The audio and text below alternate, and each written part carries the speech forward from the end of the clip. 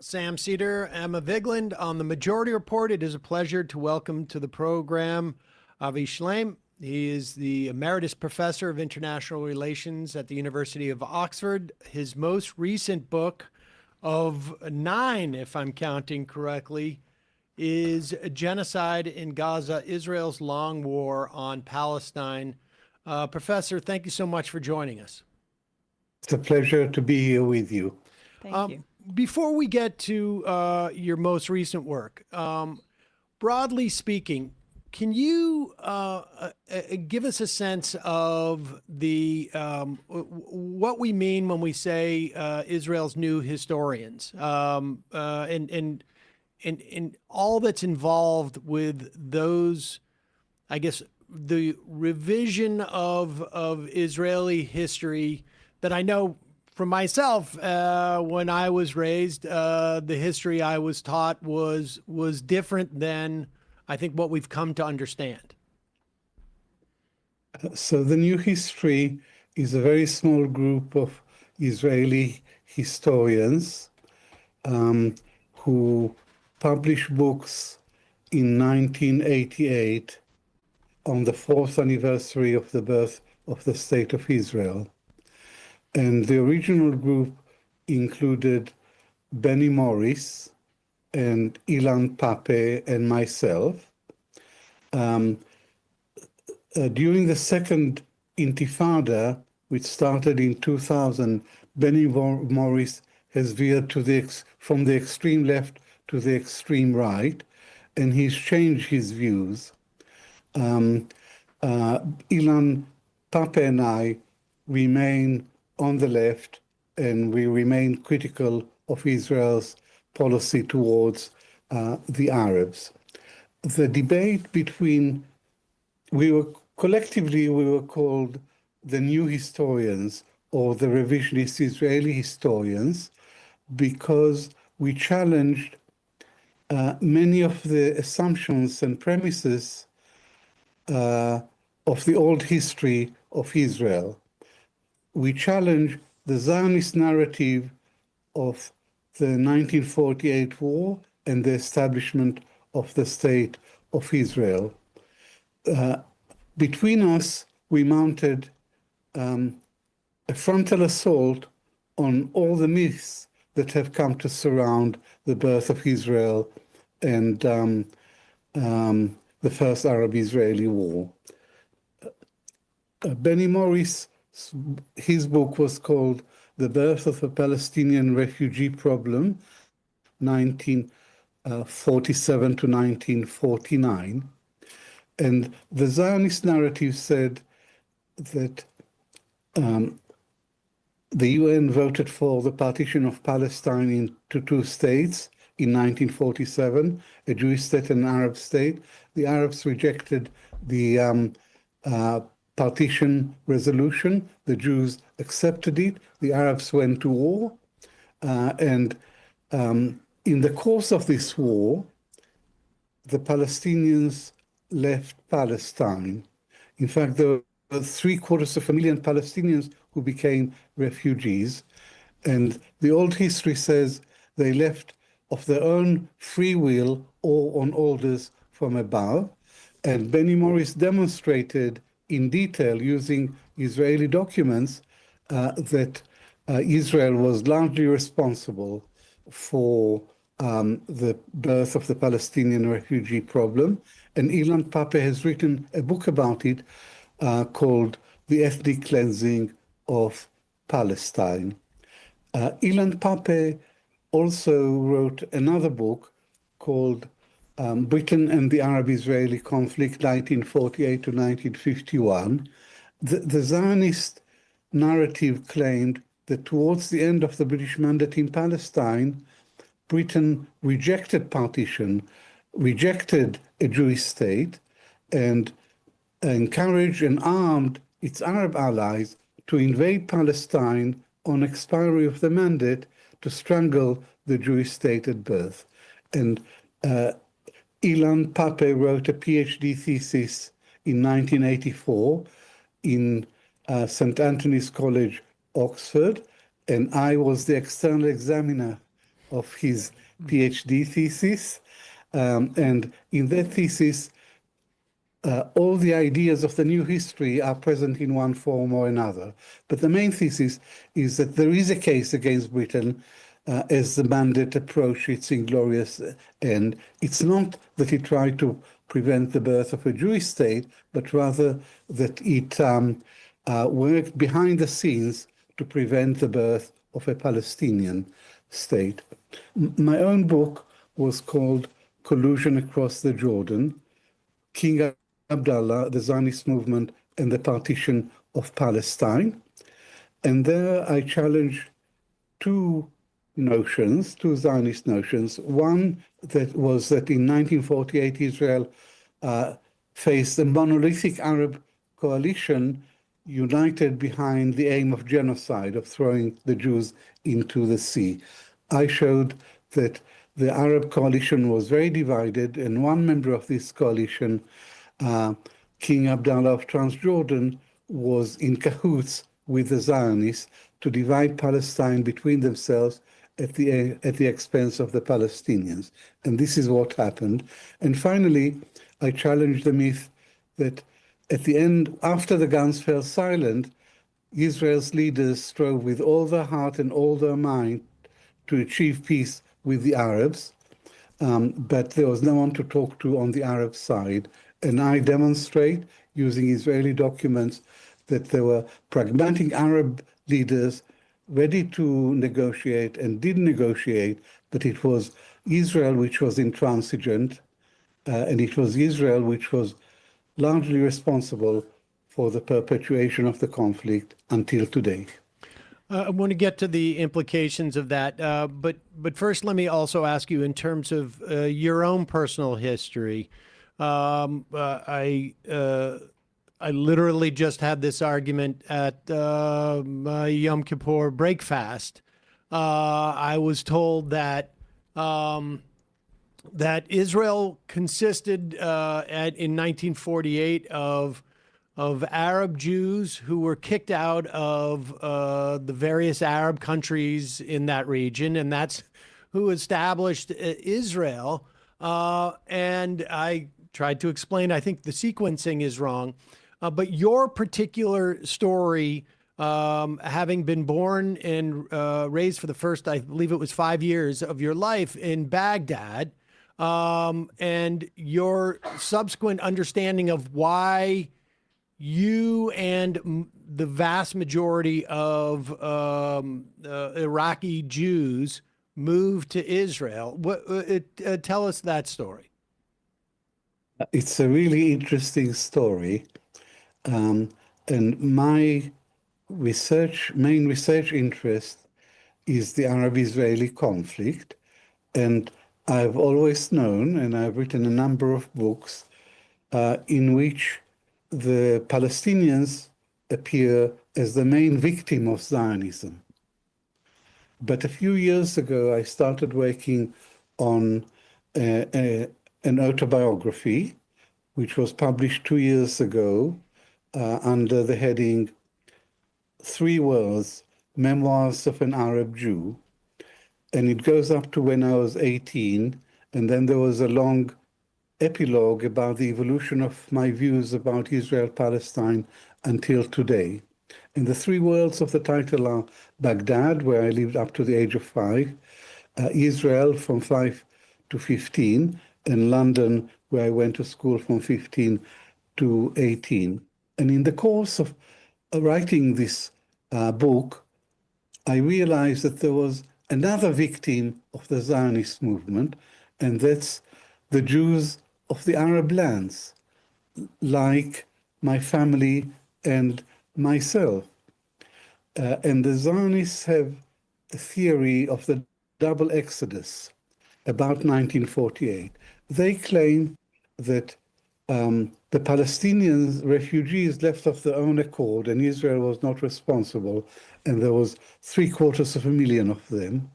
But there was rampant endemic anti-Semitism in the Arab world, and that forced 850,000 Jews to go to Israel, that they were driven out.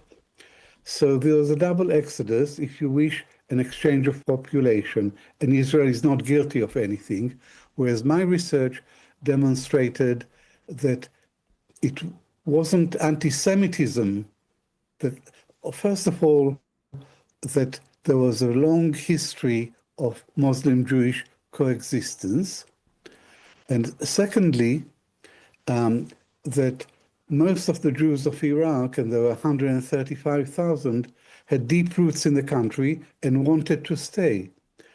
But the establishment of the State of Israel made it very difficult for them to stay because it generated a wave of hostility and also persecution by the government of the Jews. So it's the Zionist movement which was responsible for driving the Jews from the Arab lands to Israel. And in the specific case of Iraq, in 1950-51, 5 bombs exploded in Jewish premises, and that precipitated the exodus. 125,000 Jews left Iraq and ended up in Israel. And I found evidence that the Mossad was behind 3 out of the 5 bombs. They used local Jewish Zionist activists to plant the bombs in order to frighten Jews and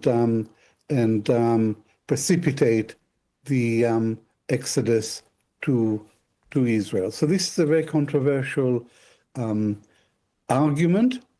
There have been rumors to that effect since 1948, but now I found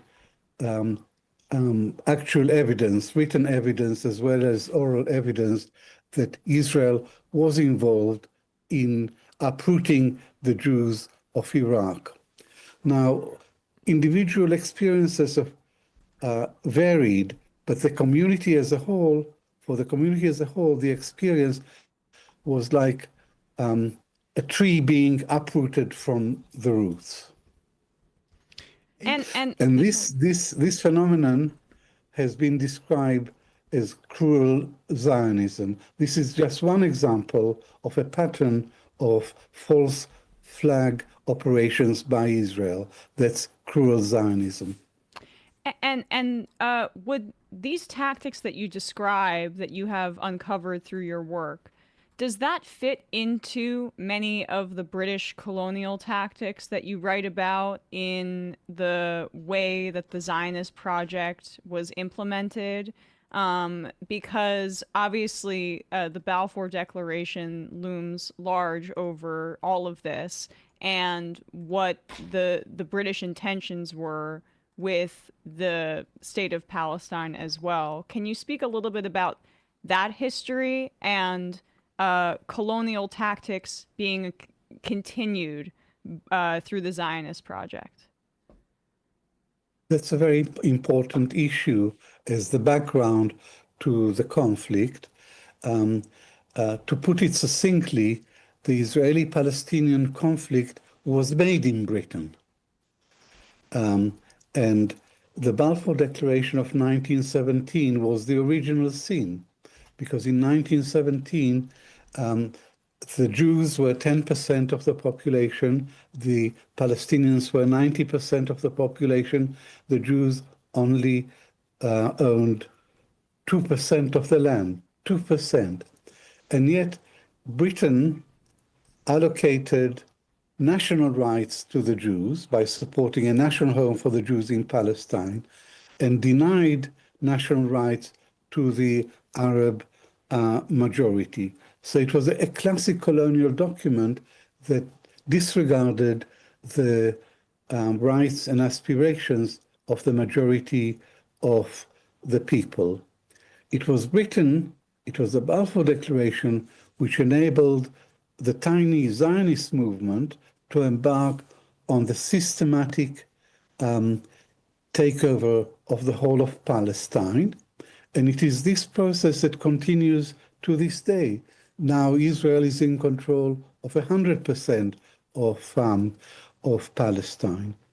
In 1936, an Arab revolt broke out in Palestine, and it was the British Army which suppressed the revolt with the utmost brutality.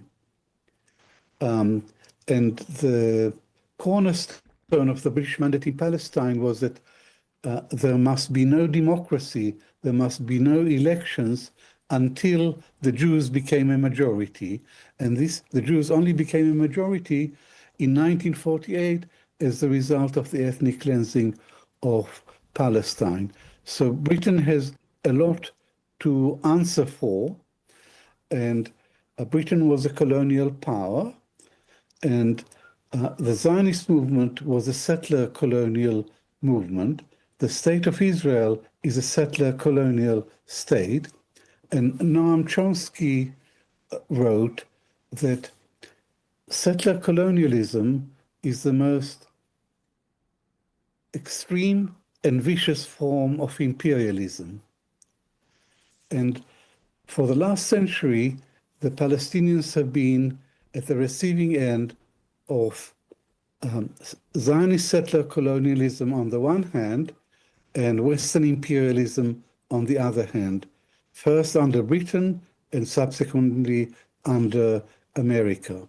So I would conclude by saying that the war in Gaza, the genocide in Gaza, is the direct result of the Balfour Declaration, and that Zionism would never been able to achieve what it's achieved, and Israel would never be able to get away literally with murder and with genocide had it not been for the support of the imperial powers, of the Western powers. And today, when I look at on the second anniversary of the war in Gaza, I see that Britain and America are not just complicit in Israel's war crimes, they are active partners in committing these crimes against the Palestinian people. Has how linear has been the Zionist disposition towards whatever the end game they had anticipated being or continued to anticipate being? I guess a unified Israeli control over the land from the river to the sea, for lack of a better explanation. How linear has that trajectory been since the founding of Israel? Has there ever been a time where that has that agenda has moved in a different direction, or has it been linear, more or less, in that respect? The trajectory has been linear, not just since Israel was created, but before Israel was created, when the Zionist movement emerged, because the Zionist aim, the Zionist ambition from the beginning was to create a Jewish state in as large an area of Palestine as possible, with as few Arabs within its borders as possible. So from the beginning, Israel has been an expansionist country, and from the beginning, land grabbing and expanding territory has been a motor of Zionism. 1967 was a turning point because for the first time Israel had something very substantial to offer the Arabs in return for peace. It could trade land for peace, but no government, either Likud or Labour, agreed to a Palestinian state on terms that would be acceptable to the most moderate Palestinian leader. And after the June 1967, Israel immediately started building settlements in Gaza and on the West Bank. Talk there was always talk about a two-state solution. And it's now become fashionable to say that the two-state solution is dead. And Netanyahu and his party and his coalition repeat every day adamantly that they would never accept an independent Palestinian state. So I would say that the trajectory since 1967 also has been towards expansion, towards greater Israel. But that's not to deny that there are differences of opinion between Labour and Likud. Labour was prepared for the partition of Palestine and an independent Palestinian state, though its terms weren't good enough for the Palestinians, whereas the Likud denies any Palestinian rights anywhere in historic Palestine. And the policy guidelines of the present government are very explicit. They say, quote, the Jewish people have an exclusive right to self-determination in the land of Israel. The land of Israel means not just Israel proper, Israel within its pre-67 borders. It includes the West Bank, which nationalist Israelis call Judea and Samaria. And the agenda of the present government is, and it's happening in reality, the agenda of the government is the ethnic cleansing of the West Bank, the depopulating and reconquest and Israeli control over the Gaza Strip, and all this is, and for some of the extremists in the government, the explicit agenda is the formal annexation of the West Bank. So the agenda today, whatever it might have been in the past, the agenda is that of ethnic cleansing and greater Israel. Has there ever been, to build off of some of what Sam asked about if this has always been linear, has there ever been a moment of true democracy for the Palestinians since the Zionist project came about and was undertaken? I've seen you refer to the Palestinian Authority as an Israeli subcontractor in the West Bank, for example. I guess my question is, has there ever been a true moment of independent self-governance where the Palestinians had true representation in some of these negotiations? After Israel was established, there were 150,000 Arabs who remained within the borders of the State of Israel, and they were given the right to vote. And Israel was always very proud of being a democracy, an island of democracy in a sea of authoritarianism.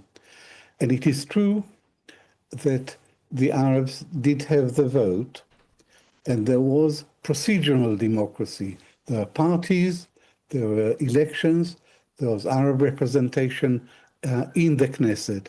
But at the same time, from 1949 until 1966, the Arabs in Israel were under military rule with all sorts of restrictions. And there was, although they had the vote, there was discrimination against them at every level. There were second-class citizens and a raft of legislation which discriminated against them. So I'm prepared to concede that until 1967, Israel had a procedural democracy. But since 1967, with Israeli control of the occupied territories, Israel in no sense can be described as a democracy. And a couple of years ago, there was a report by the Israeli human rights organization, B'Tselem, which called Israel an apartheid state and a Jewish supremacist state, because all its previous reports had focused on violations of human rights inside Israel proper and discrimination against Israeli Arabs. But it's the last report looked at the situation between the river and the sea, and it concluded that this is apartheid or ethnocracy. It's a space in which one ethnic group, the Jews, dominated the other ethnic group, the Arabs. Now, you mentioned the Palestinian Authority. Well, it's in no sense an independent body which represents the wishes of the Palestinian people. The last election was in 2006, and Hamas won that election. So the Palestinian Authority lacks legitimacy. It's incompetent, it's corrupt, and it does nothing to protect the people under its rule. 40% of its budget goes towards security, but that's not Palestinian security, it's Israeli security. That's why I said that the Palestinian Authority is a subcontractor for Israeli security on the West Bank. Professor, I know you've got to go in a moment. So the final question: your most recent book is Genocide in Gaza. I'm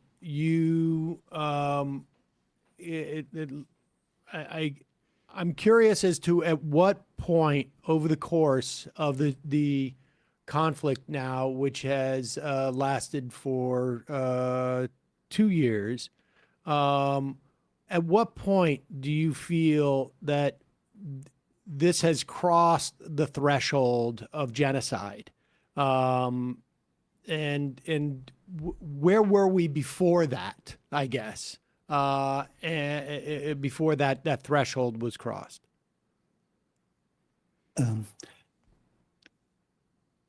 It took me some time to conclude that what Israel is doing in Gaza is genocide, because genocide is a very, very serious charge, and it seemed to me almost perverse to accuse the Jewish people of committing genocide of Arabs, because the Jews had been the historic victims of Nazi genocide. And in my memoirs, I wrote, and it was a very critical book about Zionism, I wrote, for all its sins, Israel has not been guilty of genocide. It was a gradual process that led me to the conclusion that Israel is guilty of genocide. And the clincher for me was the stopping of humanitarian aid from reaching the civilian population in Gaza. It's the use of starvation as a weapon of war, which is a clear indication of genocide.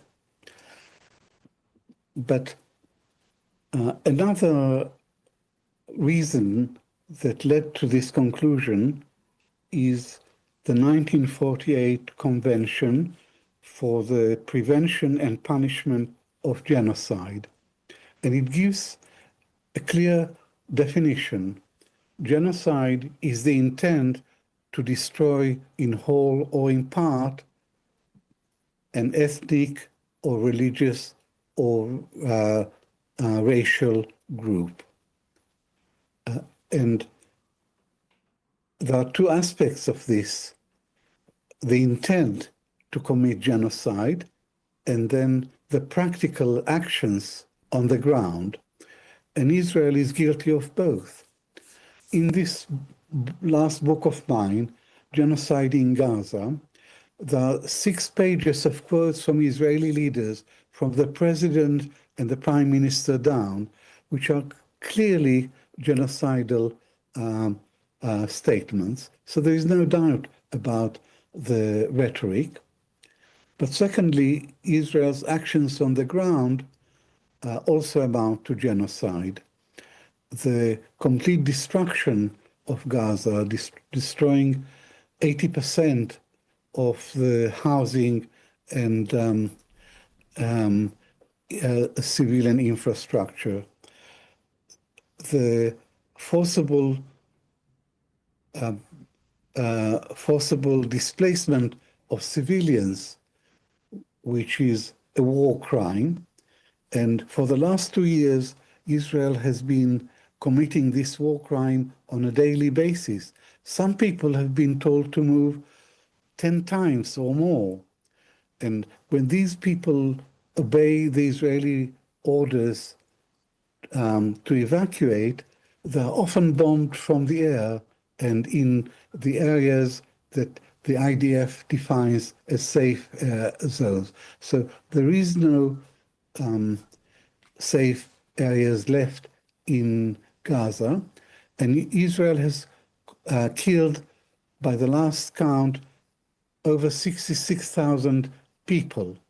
It's killed 20,000 children. It's made many children orphans. So this is genocide, which is live streamed on our screens every day. That's what is unusual about the Israeli genocide in Gaza. First, that it's openly declared, that the aim is to make Gaza completely uninhabitable, to wipe Gaza off the map.